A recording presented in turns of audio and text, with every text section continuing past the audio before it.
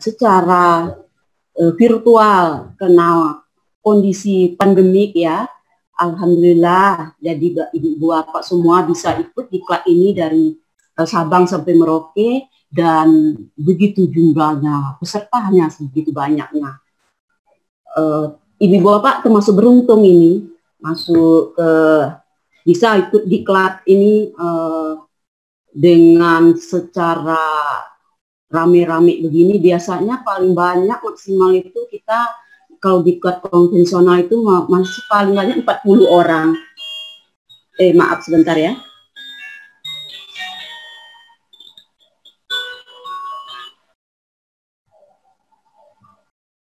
Ini sebentarnya aku lagi ngajar. Ya maaf ya. Jadi ini kesempatan banget buat ibu bapak semuanya untuk mengikuti diklat ini. Biasanya seleksinya ketat. Terus yang saya sampaikan lagi ke ibu bapak semua, ibu bapak beruntung untuk ikut diklat ini. Dengan ikut diklat ini, itu kepala perpustakaan salah satu itu kalau untuk penilaian akreditasi, ibu bapak sudah menambah poin untuk pengembangan profesi. Itu kan kita kalau akreditasi itu ada 6 komponen yang diukur. Nah, jadi kepala perpustakaan dengan ikut diklat ini udah dapat 1 sertifikatnya itu untuk penilaian. Yang kedua, literasi itu masuk ke komponen pelayanan. Literasi itu masuk komponen layanan, di situ ada layan pemakai, program-program literasi. Nah, biasanya program-program literasi itu ibu bapak melakukan, tapi tidak dibuat. Nah, program-program itu adalah salah satunya tugas kepala perpustakaan, membuat program kerjasama, itu poin seperti itu. Nah, baiklah, itu salah satunya. Ya, keuntungan ibu bapak di sini. Kalau ibu bapak perpustakaannya sudah terakreditasi mungkin sudah tahu ya, tapi kalau yang belum sejelas saya kasih tahu itu. Tadi nama saya sudah diperkenalkan sama Bu Uji ya. Ini. Nah, agenda kita ke depan ini apa itu definisi literasi itu, literasi informasi, konsep dan perkembangannya. Kedua, komponen penting dalam literasi informasi itu apa. Terus model dan standar literasi informasi itu. Nah, selanjutnya strategi implementasi itu, bagaimana ibu bapak membuat strateginya. Selanjutnya penerapannya bagaimana standar dan model tersebut.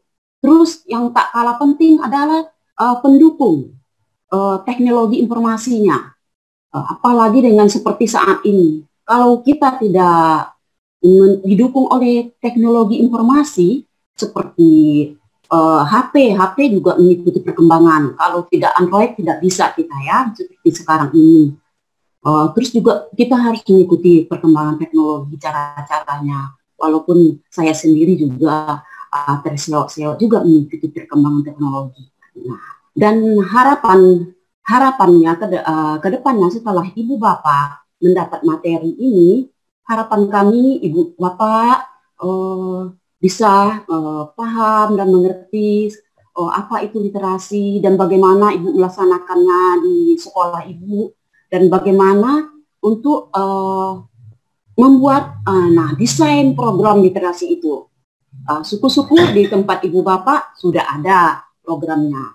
Biasanya sih kalau di yang saya akreditasi nih ya, kalau perpustakaan di Jogja itu udah alhamdulillah bisa jadi contoh bagi ibu bapak.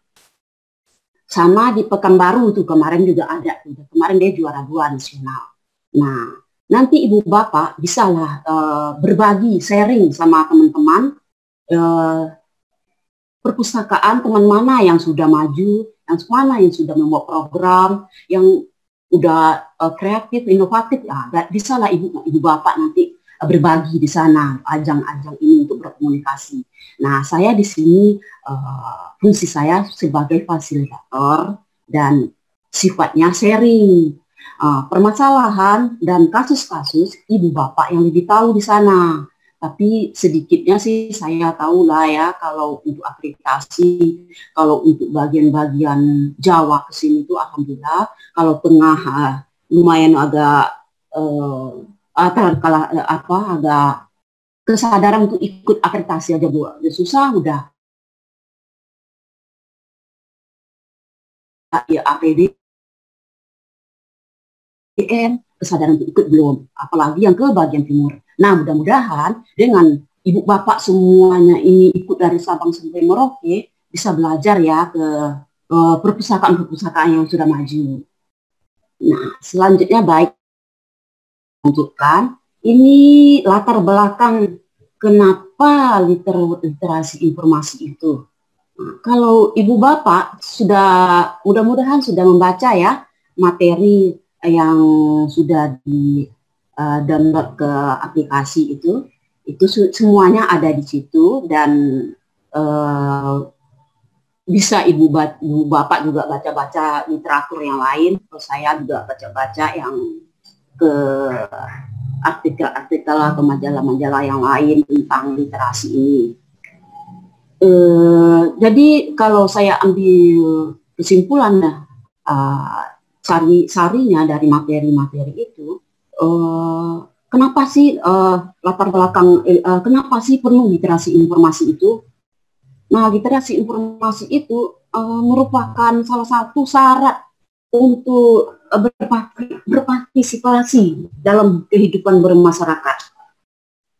Kecakapan bagaimana kita untuk berliterasi informasi. Dan yang keduanya merupakan suatu hak asasi manusia. Dan itu perpustakaan itulah yang akan mendukung, karena perpustakaan sendiri juga dibiayai oleh anggaran negara. Dan kita harus bagaimana koleksi perpustakaan itu didaya gunakan. Dan kita fokus kalau di sini ini kita bagaimana koleksi-koleksi yang ada di perpustakaan itu bagaimana cara menggunakannya, cara bagaimana menelusurnya. Nah, di situ peran ibu bapak, programnya dan aplikasi yang mendukung, di situ peran kepala perpustakaan untuk bisa membuat kerjasama. Dan dari untuk di sini belajar sepanjang hayat. Di pelajar sepanjang hayat di sini maksudnya itu mulai dari tingkat perpustakaan dari rumah, perpustakaan pribadi, perpustakaan sekolah, mulai dari perpustakaan SD, SMP, SMA sampai kelanjutan. Nah, itu maksudnya di sini mungkin dengan tidak melalui pendidikan formal juga, dengan non formal bisa mereka belajar. Nah, kita disitulah peran kita mendukung untuk program literasi itu. Selanjutnya, tuntutan yang tak kalah penting itu adalah tuntutan perubahan. Tuntutan perubahan itu seperti teknologi informasi, seperti yang tadi saya bilang tadi. Kita untuk ikut seperti diklat, webinar, kita harus ngikutin teknologinya. Dan yang tak kalah penting, kita harus terkoneksi dengan internet. Kalau tidak ada internet, gelaplah dunia ini. Apalagi dengan kondisi pandemi ini. Nah, tentu kalau ada dengan internet, tentu kita juga harus pakai pulsa. Nah, bersyukur ibu bapak kalau di perpustakaannya sudah terkoneksi internet. Nah, itu latar belakangnya sekiranya ya. Nah, terus kita lanjut ya. Nah, definisi literasi informasi itu apa ya? Ya, adalah mengetahui kapan seseorang itu memerlukan informasi, kemana menemukannya, dan bagaimana mengevaluasinya, serta mengkomunikasikannya secara etis. Nah, peran kita di sini sebagai pengelola perpustakaan, tenaga perpustakaan, kepala perpustakaan. Nah, di sini bagaimana membuat kebijakannya, peraturannya, agar koleksi-koleksi itu tersebut digunakan. Nah, Peran kepala perpustakaan atau tenaga perpustakaan tentu harus mengetahui apa itu sumber-sumber informasi itu dari mana, bagaimana cara menemukannya, terus mengevaluasinya, beserta mengkomunikasikan secara etis. Maksudnya itu sekarang jangan kita itu sampai ada ya siswa misalnya cuma dapat data atau kita sendiri belum disaring etis, maksudnya di sini disaring. Kita amati keakuratannya, itu benar hoax atau tidak, kira seperti itu ya. Selanjutnya sama ya konsepnya itu seperti apa, kapan kita membutuhkannya, di mana, bagaimana, kerelevan informasinya, bagaimana evaluasinya, terus apa yang kita butuhkan. Informasi itu soalnya banyak banget tersebar, jadi kita harus bisa menseleksi. Contohnya saja kita mau seperti ibu bapak misalnya mau ikut diklat, tentu ibu bapak akan menyaring diklat mana yang kira-kira yang butuh sama ibu bapak. Begitu juga nanti kita praktekkan untuk siswa kita untuk ke pemustaka di sekolah-sekolah ibu bapak, informasi mana yang dibutuhkannya. Itulah kita juga bisa harus untuk layanan pemustaka itu layanan pembimbing. Selanjutnya literasi itu bermacam-macam. Literasi perpustakaan, kalau kita fokus di literasi perpustakaan ya, literasi jenis apa itu, jenis-jenis koleksi itu harus dipaham, pedoman-pedoman yang digunakan, katalog yang digunakan, terus indeks ya, indeks aplikasinya, sumber-sumber informasi. Tentu seorang kepala perpustakaan sekilasnya tahulah teknisnya. Bisa aja kepala perpustakaan kan sebagai pengambil kebijakan, dia bisa aja pakai tenaga ahlinya ya, bisa mungkin ahli teknologi, ahli pustakawannya. Cuman masalahnya kondisinya perpustakaan sekolah itu masih minim banget tenaganya ya. Jadi saya akreditasi itu paling guru diperbantukan gitu. Jadi di sini kendalanya seperti itu. Guru, kadang-kadang guru bahasa Indonesia, guru-guru yang kurang jam ngajar biasanya. Nah, kendalanya di situ. Boleh dikatakan hanya 1-2 perpustakaan itu yang mempunyai pustakawan. Nah, ini perannya lumayan ibu bapak ini. Udah membuat kebijakannya, program, peraturan, udah gitu harus turun lagi ke teknisnya. Nah, itu lumayan. Nah, itu mungkin langkah-langkah apa ibu bapak yang buat kalau seperti ini? Mungkin mengkaryakan siswa-siswa jadi jadi pustakawan pustakawan cilik mungkin ya, atau bagaimana. Itu biasanya sih saya lihat kalau di Jogja seperti itu. Baiklah, kita lanjutkan ya. Terus perkembangan literasi itu sendiri. Zaman dahulu literasi itu kemampuan membaca, menulis, berhitung.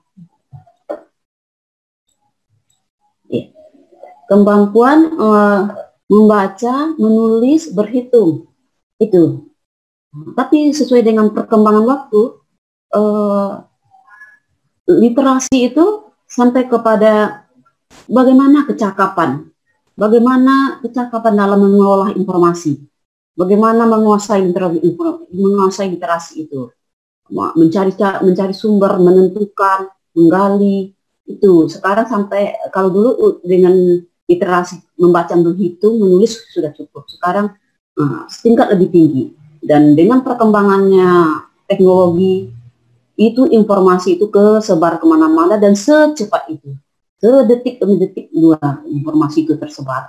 Nah, itulah ibu bapak bagaimana menyaring informasi tersebut, dan orang yang menguasai informasi itu disebut orangnya literat. Nah, ibu bapak nanti ya kalau selesai ini nanti kita ada sedikit kuis evaluasi ya, evaluasi untuk mengukur sejauh mana materi ini Ibu Bapak sudah serap. Jadi kalau saya buat di evaluasi itu semuanya ada di paparan saya, ada di materi. Baik ya, selanjutnya.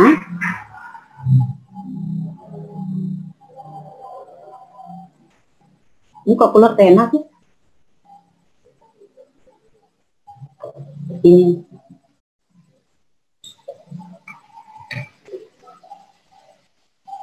Iya.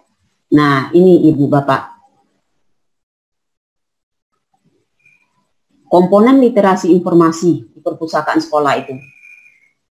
Seperti tadi saya sudah bicarakan, jadi Ibu Bapak kalau membuat program literasi itu, ya ini dia komponen-komponennya. Ini Ibu Bapak ada di sini, nah, Ibu Bapak bisa aja di sini dan di sini. Ibu karena merangkap dengan guru di sini juga ya. Sebenarnya lebih gampang sih Ibu Bapak udah merangkap guru, merangkap pustakawan juga, kepala juga. Artikel kebanyakan sekolah-sekolah itu dan pengalaman guru-guru itu memakai model 6, Big 6. Nah ini kalau ini model 8 ini ya dari Amerika yang sering bisa digunakan ini. Ya intinya seperti itu, model yang apa, memilih pendekatan dengan pembelajaran, melibatkan siswa, mengandung keterampilan, komponen itu. Ini dia, kalau komponen 8 itu bisa Ibu baca ya. Waktu kita ini 845 ya. Kita lewatin aja ini, Ibu Bapak bisa baca ini ya. Sampai jam 9 tadi ya kata Mbak Mudi ya. Nah ini kalau model Big 6 ini yang sering dipakai ini. Nih, soalnya apa? Soal pertamanya dia problem solving, menangani masalah pertamanya. Terus strateginya, pencari sumber, pemanfaatan, evaluasi, sampai ke pemecahan masalah. Nah, salah satu contoh misalnya ini dalam membuat tulisan, misalnya mendiskusikan masalah misalnya ya kan, Ibu Bapak ini nanti bisa caranya bagaimana menentukan suatu topik untuk siswa itu bisa brainstorming menentukan pakai 5W, 1H, mengintegrasi kebutuhan informasi bagi siswa tadi, membatasi kebutuhan, bagaimana caranya. Nah ini Ibu, kuncinya di sini, bagaimana ini persoalan menentukan kata kunci sesuatu topik untuk siswa Ibu. Lalu strategi pencariannya bagaimana, membatasi sumber-sumber informasi tersebut, menyeleksi kebaruannya, akurasinya. Lanjut, memiliki sumber informasi itu, misalnya kemampuan menggunakan bagaimana sumber-sumber itu, kemampuan menggunakan OPAC, search engine, koleksi-koleksi reference, membatasi informasi yang sesuai kebutuhannya ya. Langsung kalau keempatnya, setelah dapat informasi tadi, bagaimana memanfaatkannya. Memanfaatkannya cara menangani informasi tersebut, membaca mungkin lewat mendengarkan, wawancara, observasi, seperti kita mungkin dapat ikut webinar, diklat. Nah ini siswa diajarkan bagaimana mapping, teknik membaca cepat, menyarikan informasi, cara mengambil kutipan, membuat summary, seperti itu kira-kira. Itu namanya nanti di situ Ibu layanan pemustaka, bimbingan siswa di perpustakaan. Nah, bagaimana mensintesa, mengorganisasikan informasi tersebut. Informasikan informasinya, gimana setelah itu informasi tersebar secara konsep, baru konsep. Jadi kita bagaimana siswa itu membuat outline-nya, ilustrasinya, kalimat efektif. Nah, biasanya nih peran-peran guru bahasa Indonesia biasanya.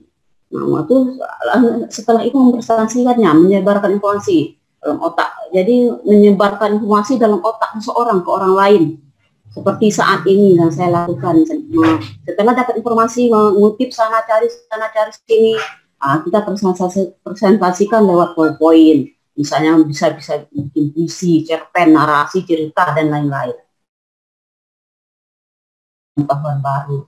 Kalau dari PowerPoint ini bisa ada kita seperti Ibu Bapak misalnya bikin makalah. Nah, terus langsung mengevaluasinya. Tahap ini siswa dapat memberikan penilaian terhadap hasil evaluasinya. Nah, lagi.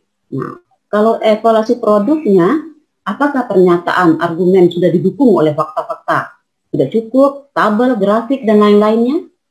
Evaluasi proses, cara, dan proses pembuatan tulisan. Langkah mana yang paling sulit? Apa yang harus diubah dan yang akan datang? Seperti itu kira-kira. Itu bimbingan Ibu mungkin untuk siswa-siswanya. Itu salah satu membuat tulisan misalnya.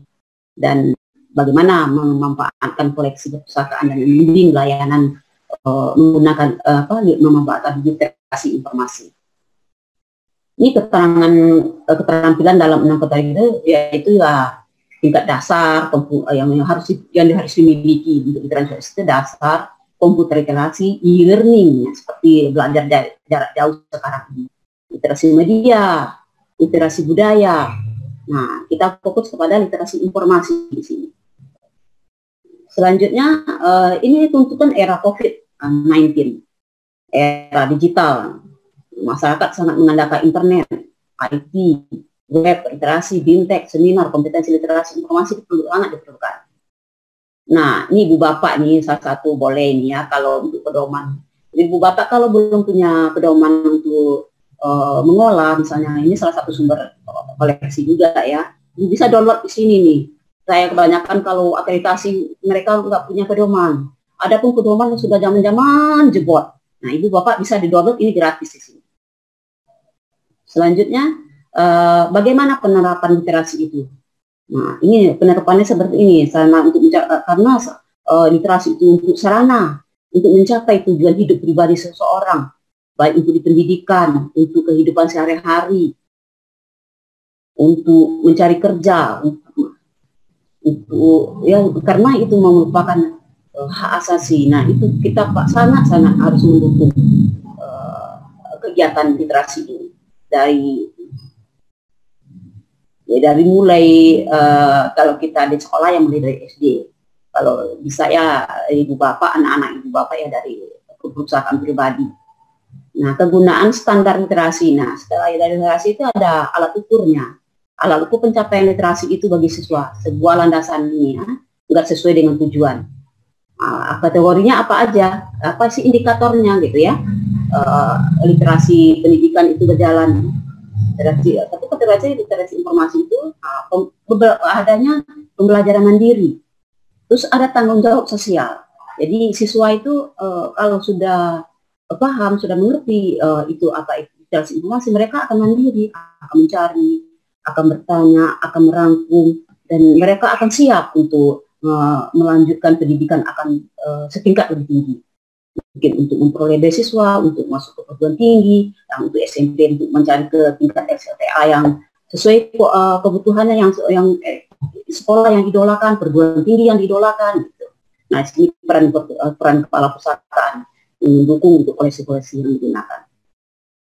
Nah, strategi implementasi itu adalah implementasi program literasi di sekolah itu biasanya ini orientasi saat-saat siswa baru ya masuk, biasanya ada pengenalan pusakaan, ada lokasi koleksi. Di sini biasanya Ibu Bapak biasanya memperkenalkan.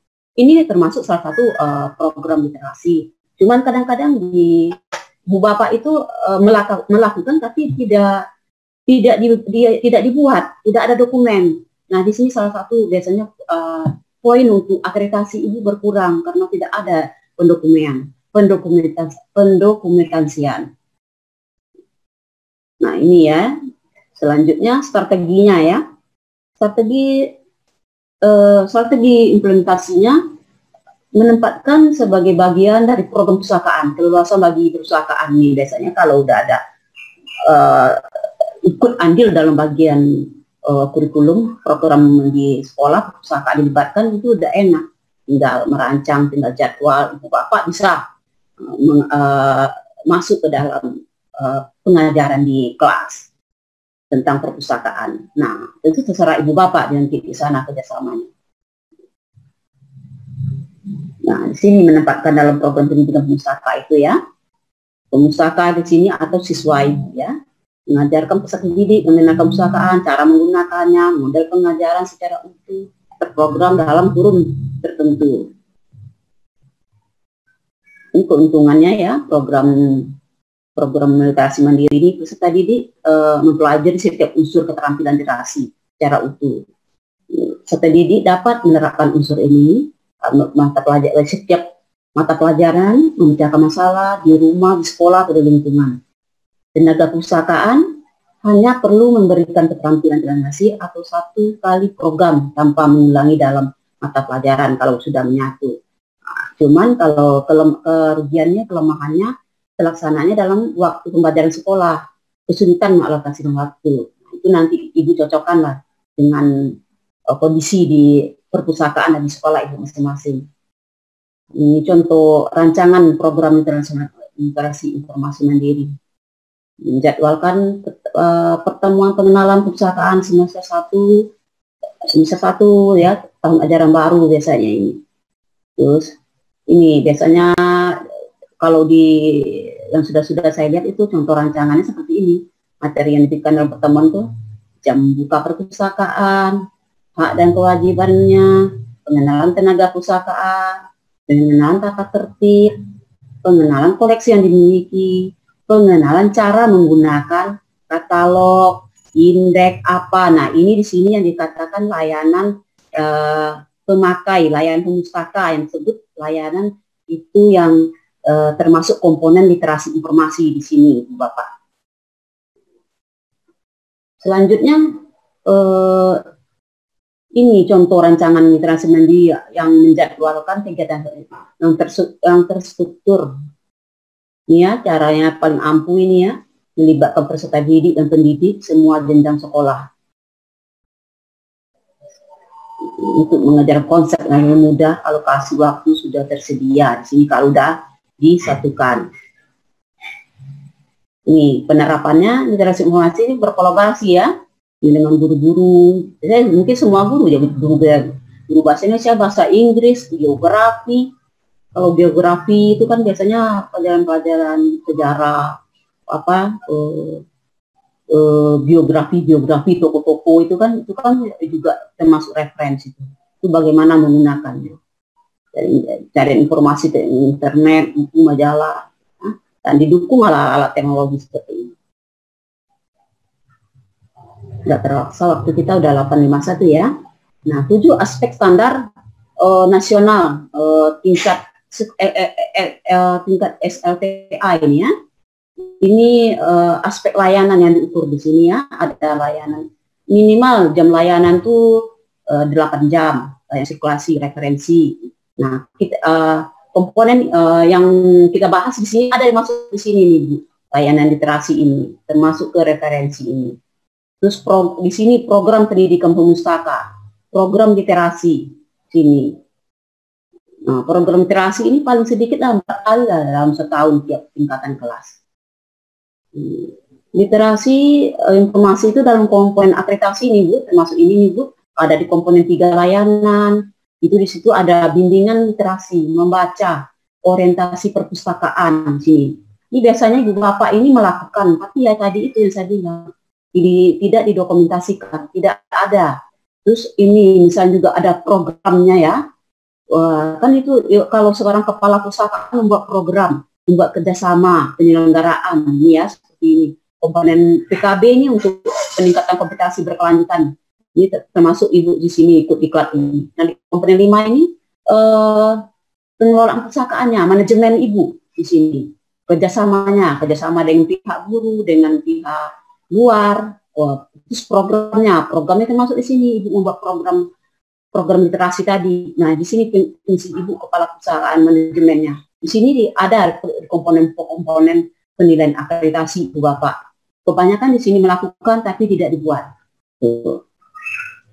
Nah, integrasi dengan kurikulum ya, apa aja biasanya ya, nah, untuk mendorong kegemaran mereka itu biar tertarik, interest dengan membaca itu. Adakanlah lomba-lomba, gelar bicara ya, lomba mengarang, puisi, prosa atau beberapa. Biasanya juga kalau di Jogja itu biasanya suka mendatangkan penulis biasanya mereka.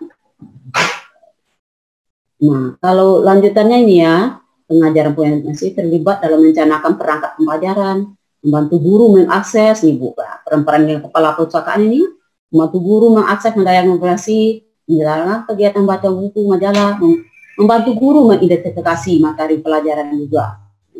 Benar tanggung jawabnya seorang kepala perpustakaan. Ini kalau tadi ada rupanya ya, tadi tidak ada perpustakaan SD. Nah, kalau di SD biasanya tingkatnya seperti ini Ibu Bapak. Kita mendorong kemana ya, ada mendongeng ya, membaca bersama, menceritakan kembali hasil bacaannya, Pelatihan bidang studi pusakaan di bawah Pak Sundoro, terus pengajar program TNC terlibat dalam merencanakan perangkat pembelajaran ilmu untuk tingkat SD.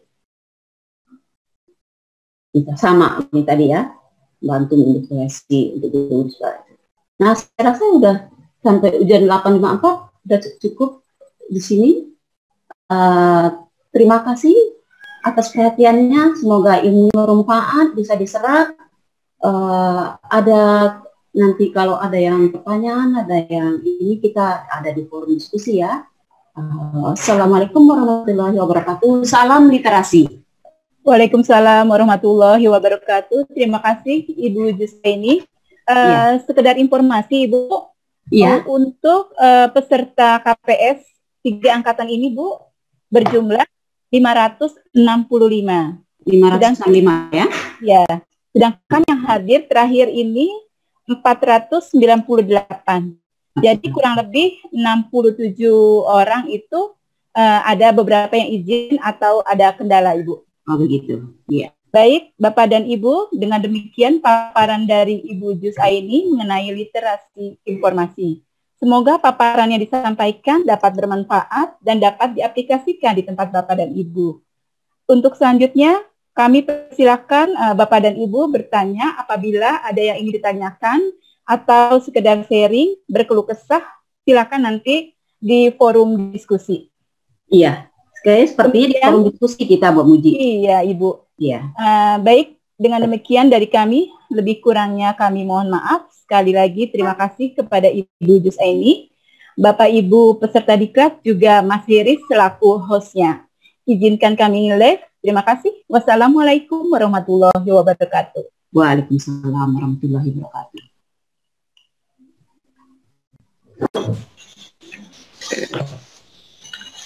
Saya end meetingnya ya Bapak Ibu semua.